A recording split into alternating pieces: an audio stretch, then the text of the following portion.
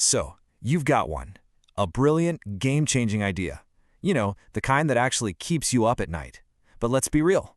How do you take that spark and turn it into a real, funded business that can actually go out and make a difference? Well, that's the billion-dollar question, right? And today, we're going to break it down. Look, this is the journey every single founder has to go on, and it can feel pretty overwhelming, like you're staring at this giant, uncharted map with no idea which way is north. But what if you had a guide, a proven path to follow? This is where we get our bearings. This right here is an investment project launch map, and it is going to be our guide today. It basically lays out the entire process, from that first little concept all the way through to scaling your company into something huge. We're going to break it down phase by phase. First up, we'll dig into the foundation, your idea, and the market. Then, we'll talk about how to package it all up so investors actually pay attention. After that, it's the big hunt for financial partners, nailing down the deal, and finally, planning for some serious growth. All right, let's jump in. Okay, first things first. Before you even think about asking for a single dollar, you need to have absolute, rock-solid clarity on two things. What problem are you really solving, and just how big is this opportunity? And if we look at our map, this is square one. Formulating the idea and analyzing the market. You know, you can't build a skyscraper on a shaky foundation, and it's the exact same thing here. So what does a strong foundation actually look like in practice? Let's get real with an example. An ed tech platform called EdCapit. Now, they don't just say education is tough for migrants. No, they hit you with powerful data. We're talking over 280 million people affected. 90% of the current solutions are useless to them, and get this, there's a massive economic cost, up to $18,000 per person that takes years to pay back. See, that isn't just a problem, it's a quantifiable, urgent crisis. That's what gets an investor to sit up and listen. Okay, so you've defined the problem. Now you have to show them the size of the prize. Look at how EdCapit does this. The entire global edtech market, that's what we call the total addressable market, or TAM, a whopping $400 billion. The piece they can actually serve, the SAM, that's a cool $10 billion. And what can they realistically capture soon, their SOM, is over $30 million. This tells investors you're not just dreaming, you've actually done your homework. Okay, so you've nailed your problem and you know your market size.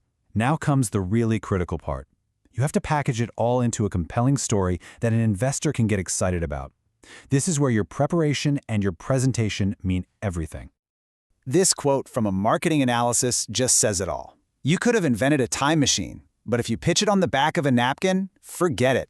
Nobody's going to take you seriously. Professional packaging means you've got the whole package ready to go. The pitch deck, the financial models, the whole shebang. It shows you're a serious contender.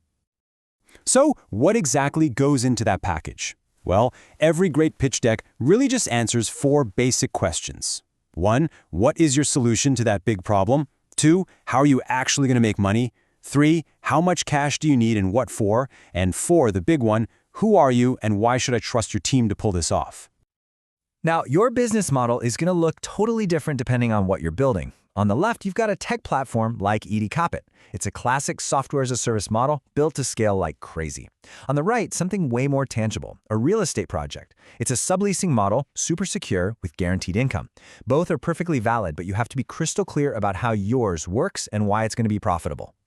And listen up, because this is a super important pro tip that comes straight from legal analysis. Helping a founder package their project, building the financial model, writing the deck, that's the job of a paid consultant. Finding investors, that's the work of an agent, who usually works on commission. Do not confuse the two. Seriously, get your agreements in writing to protect yourself. Okay, so your package is ready, it's beautiful, the story is tight, the numbers check out. Now, it's time to go on the hunt. So let's check back in with our map. You can see we're shifting gears now, from preparation to pure action. This is all about building a super targeted list of investors who play in your space, and then you start the outreach, you start pitching. So who are we talking to? Well, you've got your angel investors. Think wealthy individuals investing their own cash. Then you have venture capital funds, or VCs. They're playing with other people's money. You might find family offices, which manage the wealth of one super rich family, or even strategic partners, big companies in your industry. Each one thinks differently, so you better tailor that pitch. This is where it gets real. An investor's on the hook. They're interested. They want to talk terms. Now we get down to the nitty-gritty, the financial and legal details of the deal itself. The first term you absolutely have to know: valuation. Put simply, it's what you and the investor agree your company is worth right now. And this number is a huge point of negotiation because it literally decides how much of your baby you're giving away for their cash. The higher the valuation, the less of your company you sell. And just look at how different the ask can be. A tech startup like ED Capit is raising $600,000 on what's called a safe note, basically a simple agreement for future equity, and they're targeting a valuation over $10 million. But a real estate deal, much smaller ask, £18,000, with a very clear 65% return. Then you've got a solar plant needing $100K for a piece of the company and a 5.5-year payback. The ask has to match the business. The next thing every single investor will demand to see is your use of funds. And let me be clear, this is non-negotiable. They are giving you their money, and they need to see a detailed plan for how you're going to spend it to make them more money. Vague answers here are the biggest red flag you can possibly wave. And here's what a good plan looks like. ED Capit shows investors exactly where that $600,000 is going. See that? The biggest chunk, 40%, goes straight to growth and marketing, getting customers in the door. 30% is for making the product better, their AI and mobile apps. The rest keeps the lights on. It's logical. It shows you're not just guessing. And here is another huge legal reality check. You have to have your project fully packaged, deck, financials, the works, before you start pitching. Starting the search before you're ready is just amateur hour. It creates risks for you and for them. So just get your house in order first.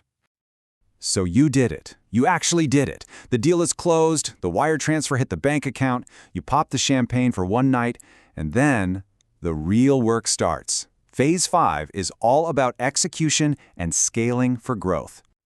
You have to remember, investors aren't just betting on today. They're betting on your vision for tomorrow. Look at this trajectory for EDCap. This seed round is just the launch pad. The plan is to grow the valuation to $30 million next year, then hit over $100 million at their Series A. That's their first major round of big-time venture capital. And the ultimate goal? Hitting that billion-dollar unicorn status.